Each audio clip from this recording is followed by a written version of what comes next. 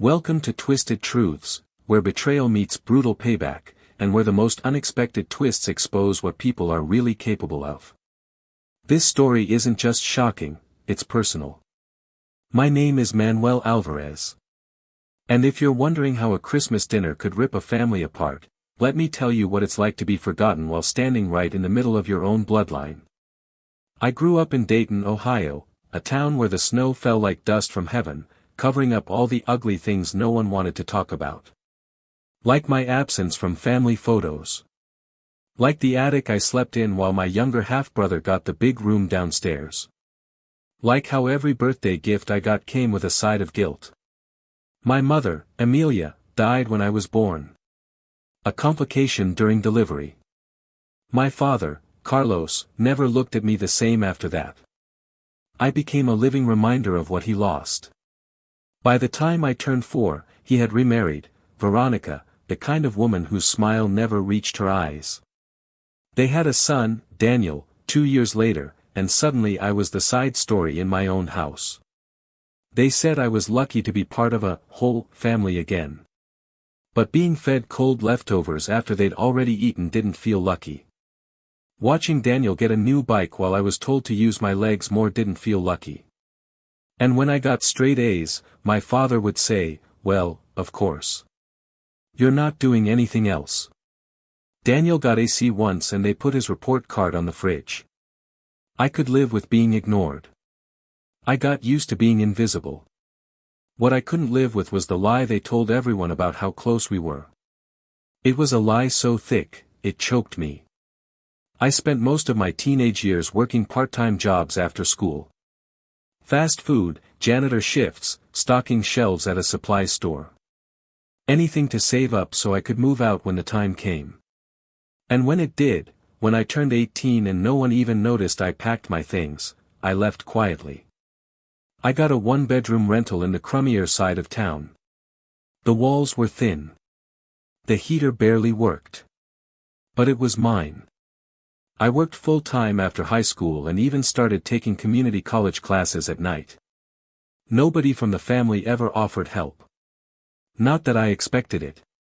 But there was one person who always called, my grandfather, Abuelito Santiago. My mother's father. A quiet man with calloused hands and a deep voice.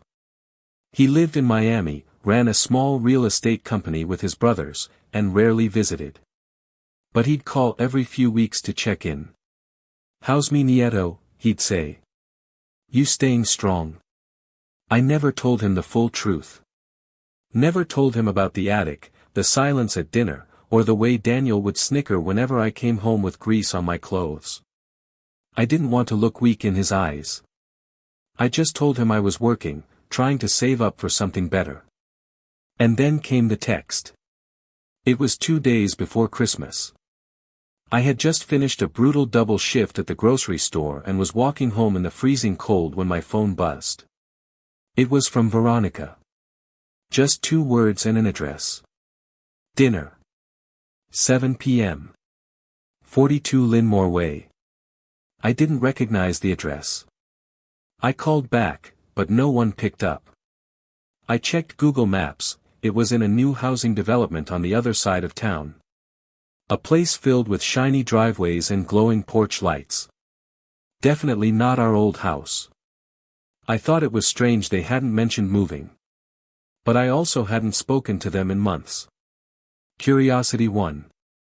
I picked up a modest bottle of wine on the way and arrived around 6:45. The house was massive. White stone facade, black trimmed windows, a small fountain in the front yard. It looked like something out of a real estate ad. I rang the doorbell. Veronica opened it with a smile that felt glued on. "Oh, Manuel. You came." I stepped inside and froze. There were stockings above the fireplace with names, Carlos, Veronica, Daniel, and one for me. For the first time in my life, I was represented. Photos of the whole family lined the hallway. My face was in them. Smiling. Standing next to Daniel. One showed me helping Dad fix a fence. I didn't remember posing for any of them. Something felt off. Dinner was already set. A long, elegant table lined with gold-rimmed plates and lit candles. At the head sat my grandfather. I hadn't seen him in years. His face lit up when he saw me. Manuel. Mi muchacho. He stood and hugged me tightly. I was hoping to surprise you. You're here. I stammered. I came to see the house, he said. Your father told me everything. I blinked. Everything? He grinned. How you're finally living with them again. How happy you are here. My stomach dropped. What?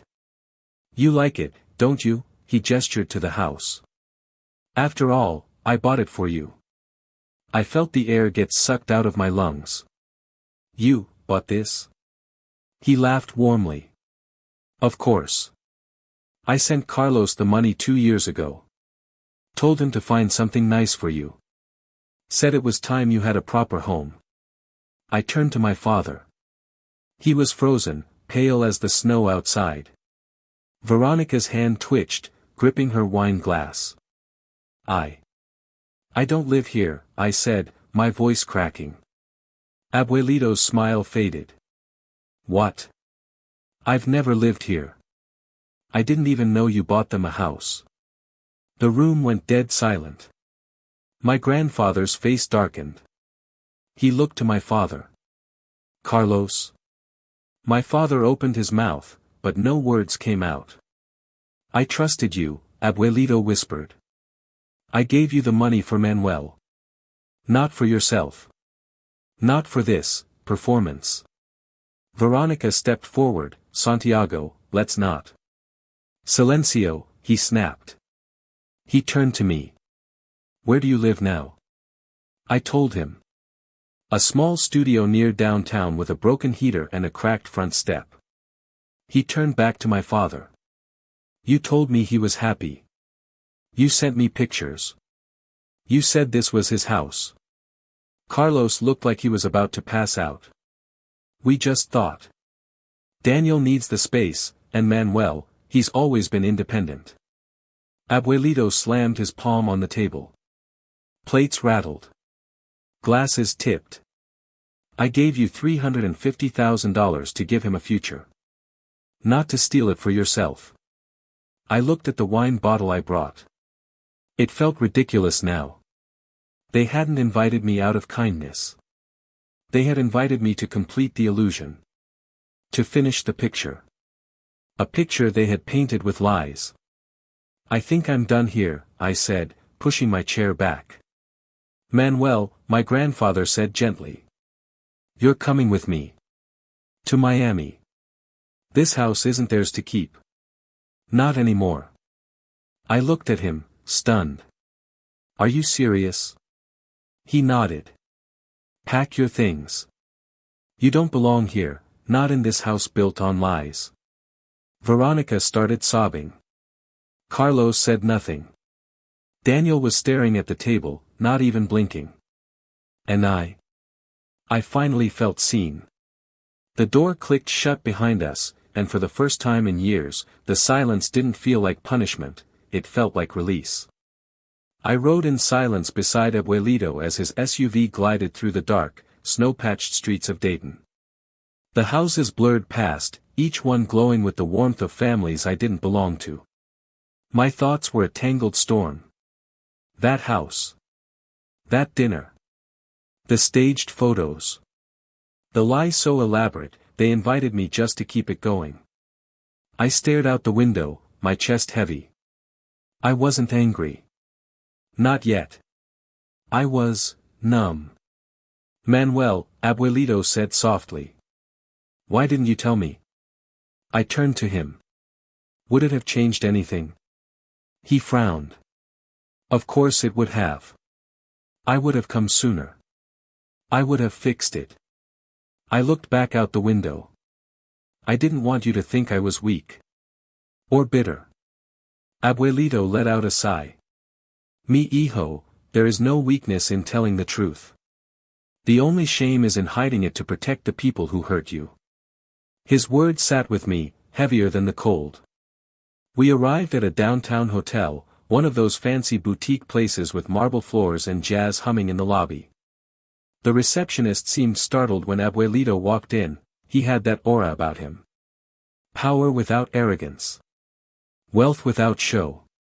We got adjoining rooms, and I collapsed into the hotel bed like a man who just escaped prison. That night, I didn't sleep. Not really. Memories flooded me, one after another. Small things.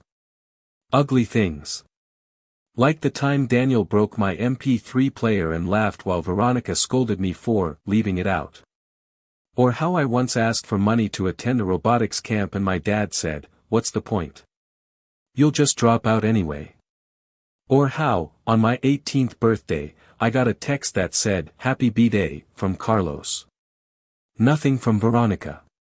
Nothing from Daniel. I celebrated alone that night, with a cold burrito and a cheap soda in my apartment. I had told myself for years that they were just busy.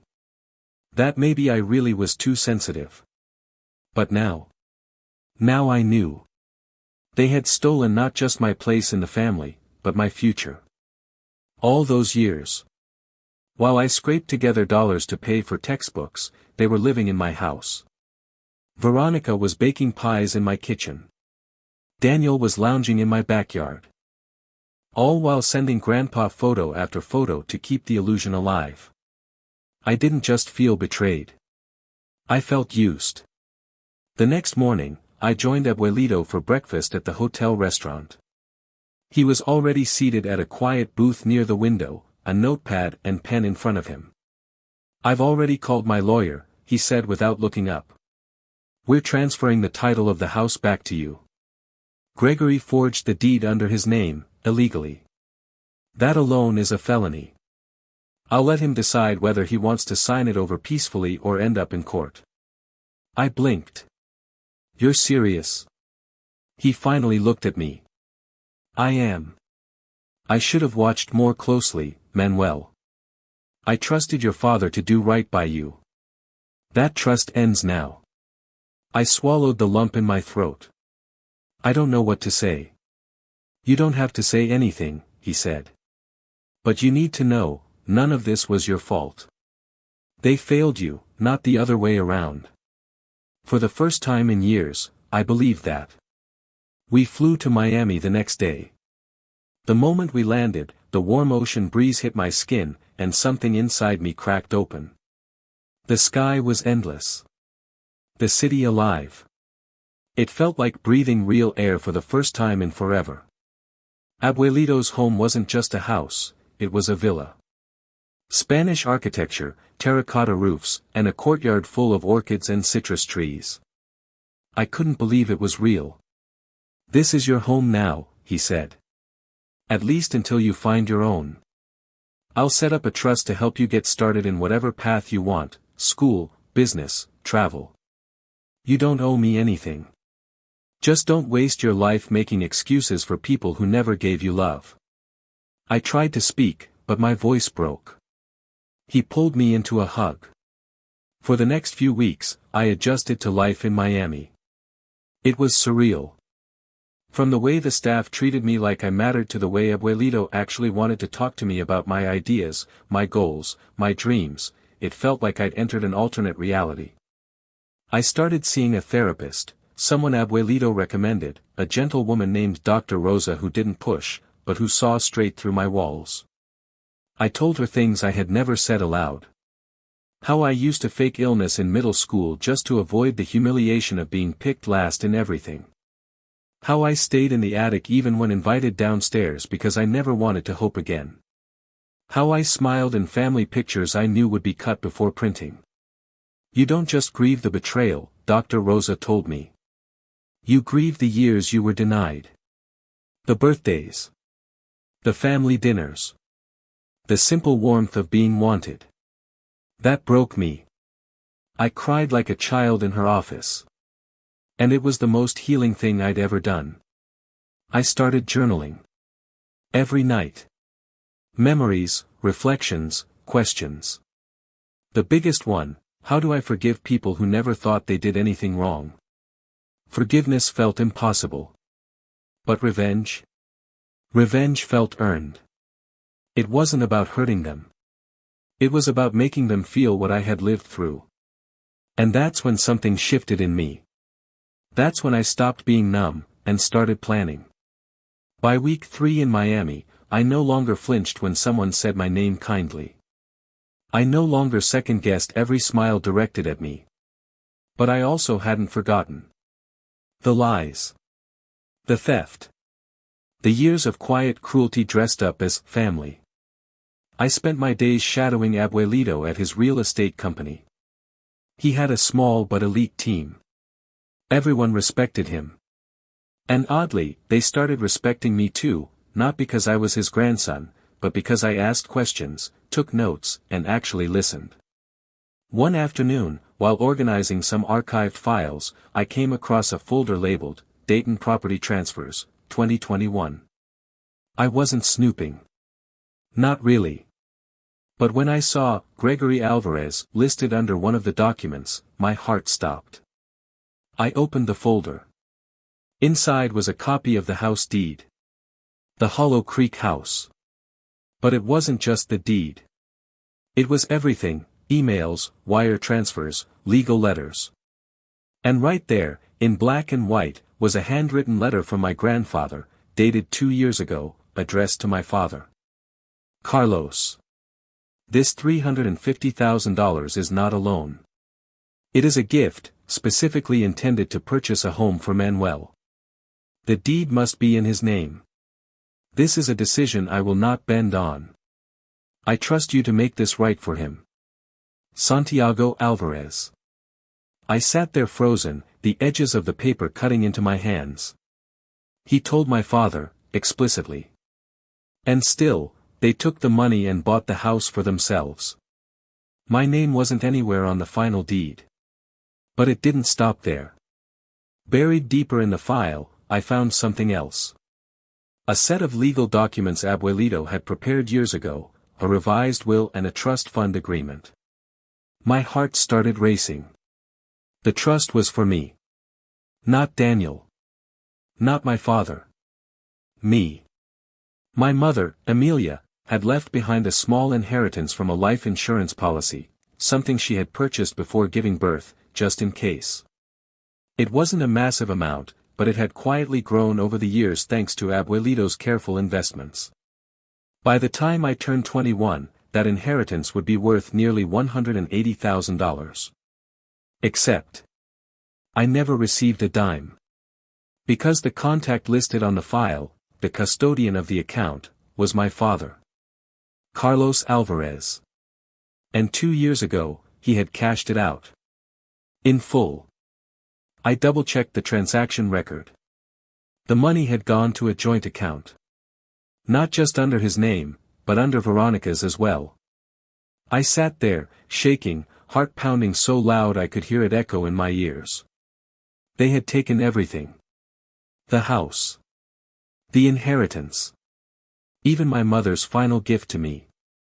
And they'd smiled in my face. They'd staged family photos. They'd used me to keep up a charade, all while robbing me blind.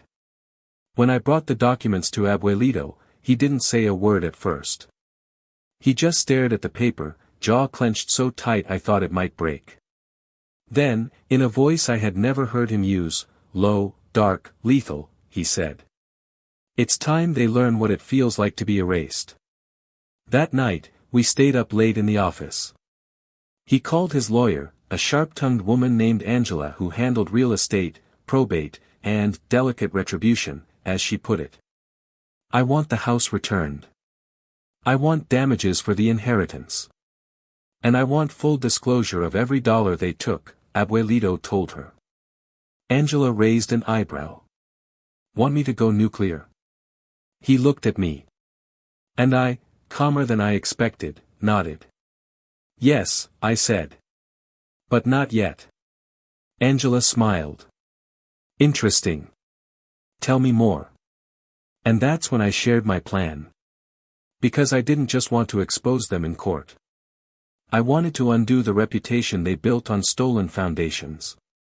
I wanted the community to see the truth. I wanted their pride to rot in front of them. I knew something about my father and Veronica that even they didn't realize I knew. They were planning to open a small family-owned business using what was left of the money. A luxury home staging company.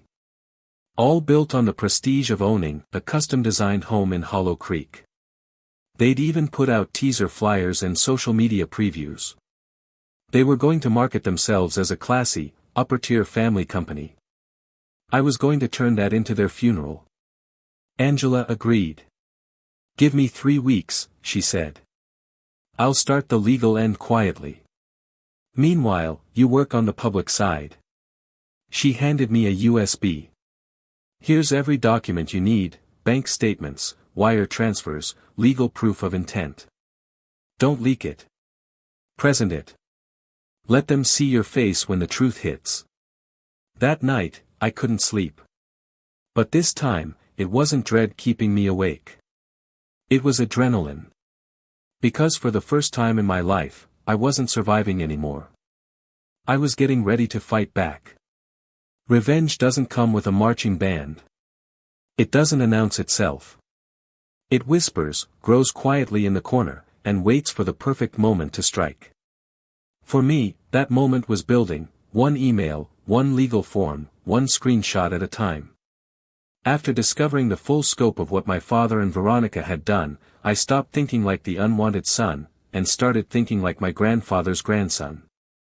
Abuelito was old school.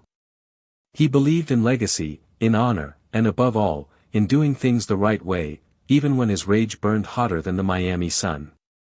He agreed with my plan, but he gave me one condition. We don't burn their house down. We let them collapse it themselves. I took that to heart. The first move I made was simple. I created a new email address under a name they wouldn't recognize, Design Insight Group, and reached out to local Dayton business forums, real estate agents, and a few community newsletter coordinators. I posed as a design consultant compiling a spotlight article on small businesses. I told them I wanted to do a feature on the Alvarez family's upcoming staging company. "Oh, you mean the one with that beautiful house on Hollow Creek?" one woman replied. "Exactly." I collected their statements, their assumptions, their praise. Then I did something bold. I sent one of them a redacted version of the trust document. The part where my grandfather had clearly stated the house was intended for me, not them. I wrote, "Before you print anything, you might want to verify their story. The property they're promoting isn't theirs, it was taken under false pretenses. And the rightful owner is no longer staying silent." The woman, a local blog editor, emailed me back the next day. "This is going to be big. Are you ready to go public?" I responded, "Not yet. Soon." Meanwhile, Angela, our lawyer, was preparing a quiet storm of legal pressure. She filed a motion with the local probate court to reopen the case of my mother's estate and challenge the withdrawal of my inheritance as fraudulent misappropriation. That would trigger a chain of consequences, fines, damages, and possibly even criminal charges. But again, we didn't send it yet. We wanted to time it. Because we'd learned something else. Veronica had submitted a formal application for a small business loan, using the Hollow Creek address as collateral. In other words, her entire future was built on the lie that the house was hers. Angela grinned when she saw it. Perfect. One legal letter, at the right time, will kill the whole thing. I wasn't satisfied yet. I wanted to speak to them. I wanted to look them in the eyes, not with tears in mind this time, but with quiet, calm power. So I booked a flight to Dayton. Abuelito came with me, though he stayed behind the scenes. I didn't want my father to know he was in town. I just wanted them to see me. I arrived unannounced, wearing a clean navy blazer and the watch Abuelito gave me for my birthday. The moment I knocked on the door of their new apartment, a rundown 2-bedroom in the outer suburbs, I heard the scuffling of feet, then a door creaked open. It was my father. He looked thinner. Tired. His hair grayer. Still, there was a flicker of recognition, and maybe shame. "Manuel," he said, surprised. "What are you doing here?" I didn't answer. I walked in. Veronica appeared from the hallway, her expression twisting into something between shock and guilt. "You can't just barge in," she said quickly. "I brought something," I said, handing them a manila envelope. My father took it, confused. Inside were 3 things. 1. A copy of the original letter from my grandfather stating the house was meant for me. 2. The court motion challenging the inheritance theft. 3. A cease and desist order preventing them from using the Hollow Creek property in any business promotions. Veronica's face went white.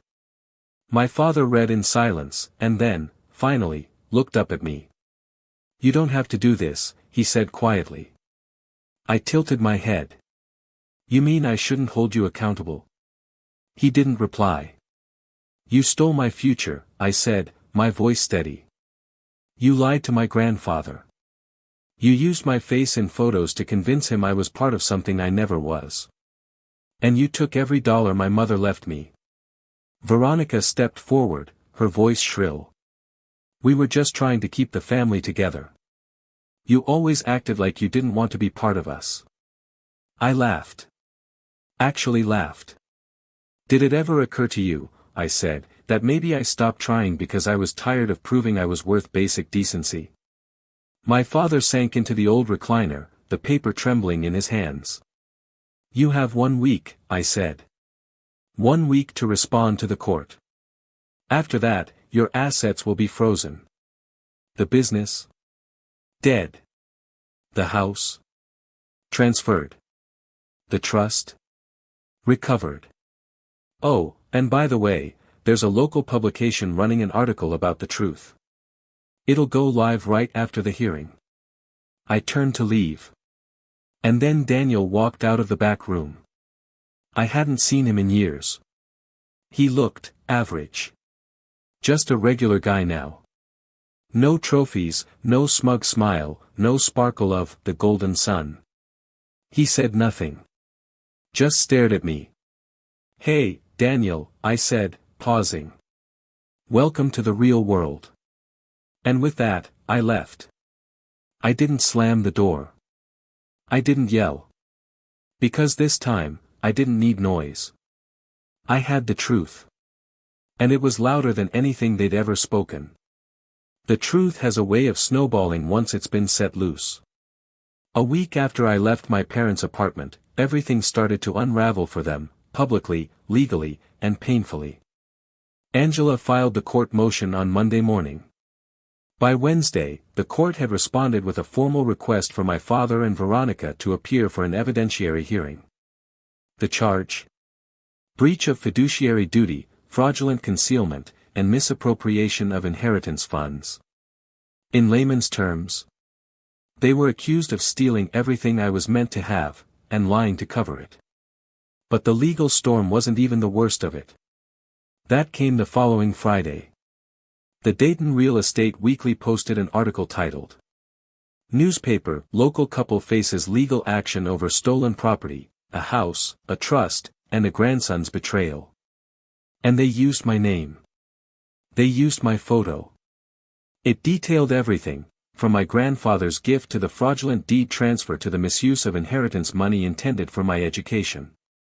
It quoted from the letter my grandfather had written. It included screenshots of the trust agreement. And it ended with a chilling sentence. When reached for comment, the Alvarez family declined to respond. Within hours, their Facebook page for the home staging business was bombarded with comments. "Isn't this the family that stole their son's house? Shady. Unfollowing. How can you sell a dream home when your own was built on lies?" They disabled comments by noon. By sundown, the page was gone. I didn't post anything. I didn't gloat. I just watched as the image they had polished for years cracked wide open, and revealed rot beneath the surface. That weekend, Daniel messaged me. His first words in years. "Daniel, I didn't know about the trust. I swear. I just found out when the article dropped. I stared at the message for a long time. I believed him. Not because I wanted to, but because Daniel never needed to know. He was the one things were always handed to. He never had to ask questions. I didn't respond. I didn't owe him that. By Monday, my father's name was removed from 2 local community boards. A business loan they had applied for was rescinded. And the new tenant living in my former house on Hollow Creek was informed of a pending ownership dispute, prompting them to withhold further payments until the legal matter was resolved. Angela called me that afternoon. "They're scrambling," she said.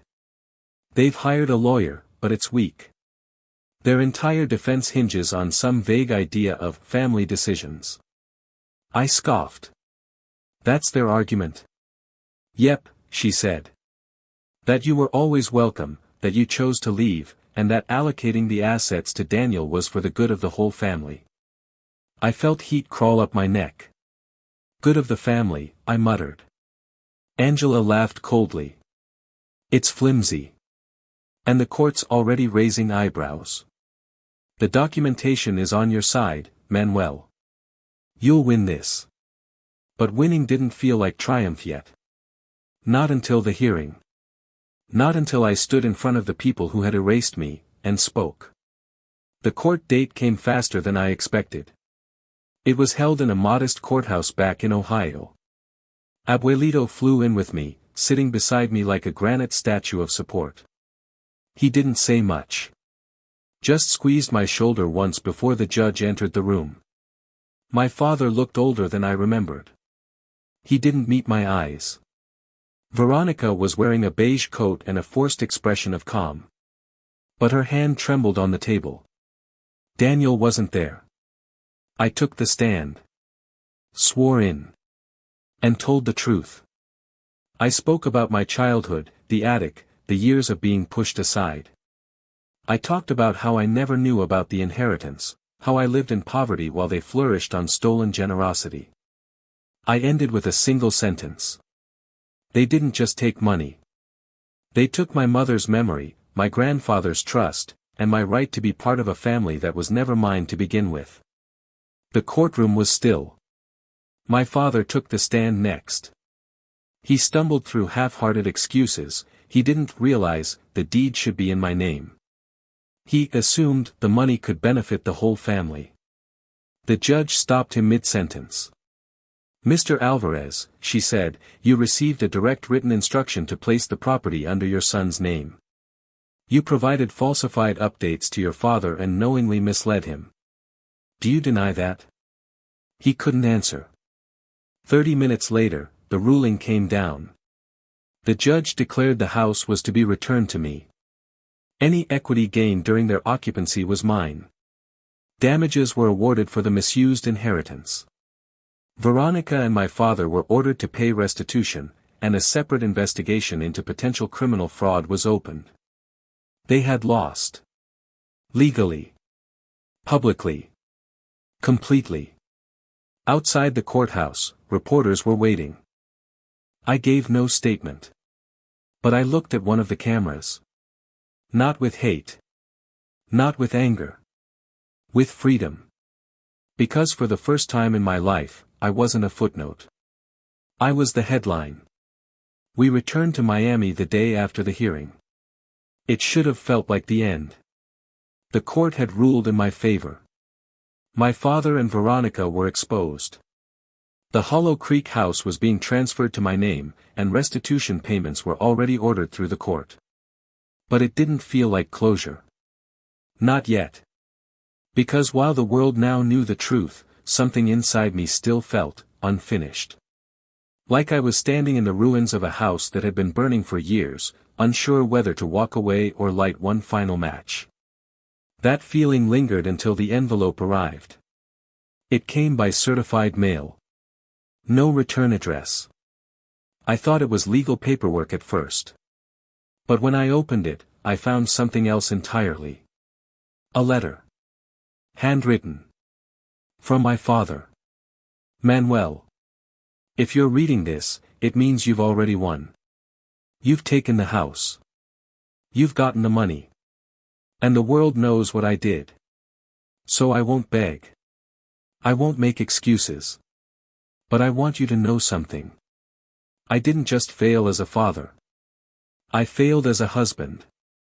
As a man. As a human being. When your mother died, I collapsed. I blamed you. I know that's not fair, but it's the truth. You were a baby, and all I could see was what I lost. Veronica, she was comfort at first. Then convenience. Then power. And when your grandfather sent that money? I knew it was meant for you. But I let her talk me out of it. I let myself believe you didn't need it. Because if I gave you that house, if I acknowledged your mother's gift, I would have had to admit what I did to you your entire life. So I buried the truth. I used your silence as an excuse. I told myself you didn't want to be part of the family. But you did. You just wanted to be seen. You just wanted what every son deserves. I don't deserve forgiveness. But I hope one day you'll understand that I see you now. And it's not too late for me to say I was wrong. I was so wrong, Manuel. Dad. I read the letter once. Then again. And again. Each word hit like a stone dropped in a still pond, sending waves through memories I had tried to forget. I wasn't sure how to feel. Angry? Validated? Numb? I didn't cry. But my hands trembled as I folded the letter and set it down beside me. It was the first time my father had admitted what he'd done, not just to the court, not to Abuelito, but to me. He knew he had broken something. He finally said it out loud. I told Abuelito about the letter. He nodded solemnly and said, "A man can hide behind excuses for a long time. But once he admits the truth, that's when the punishment really begins." I asked him what he meant. He looked me straight in the eyes and said, "You think revenge is making someone suffer. But real justice? Real revenge? It's when they finally see the weight of what they've done, and realize they can never undo it." I thought about that for a long time. Maybe that letter was the final blow. Because now, my father had to live with the truth, not just mine, but his own. A week later, I returned to Ohio one last time. Not to visit them. But to walk through the Hollow Creek house. The realtor handed me the keys. It was quiet, empty, the walls stripped of paintings and family portraits. The echo of my own footsteps followed me through the halls.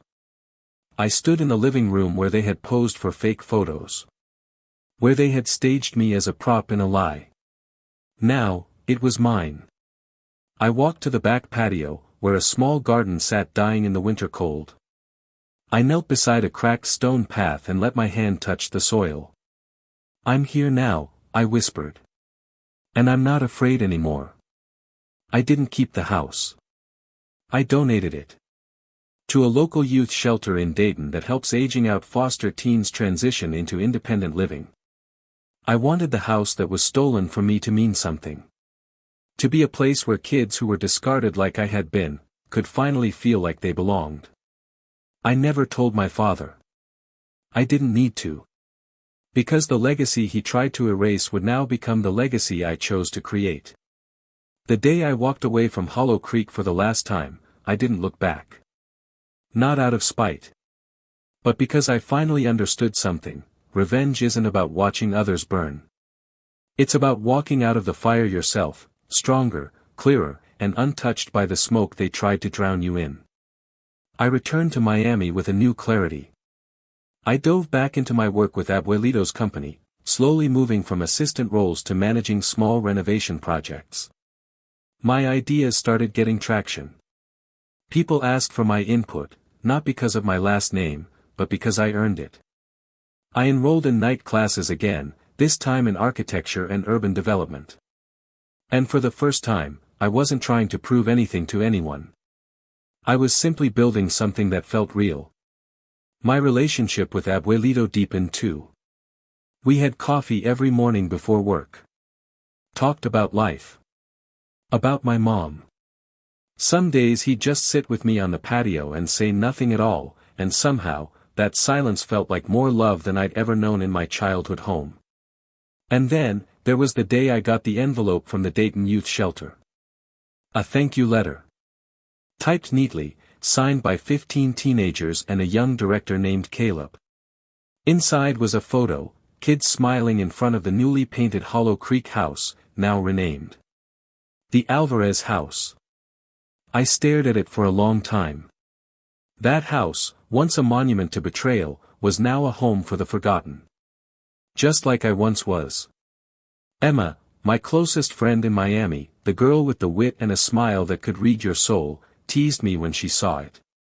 You did it, she said. You rewrote your story. I smiled back. Not the whole thing. Just the ending. She tilted her head. And the beginning of a new one? Maybe. Time passed. One quiet evening, I found myself reading my father's letter again. I still hadn't written back. And maybe I never would. But for the first time, I didn't read it with pain. I read it with understanding. Not forgiveness. Understanding. He would have to carry his guilt. Not me. And that was enough. I didn't need him to apologize again. I didn't need Veronica to explain herself. I didn't need Daniel to be my brother.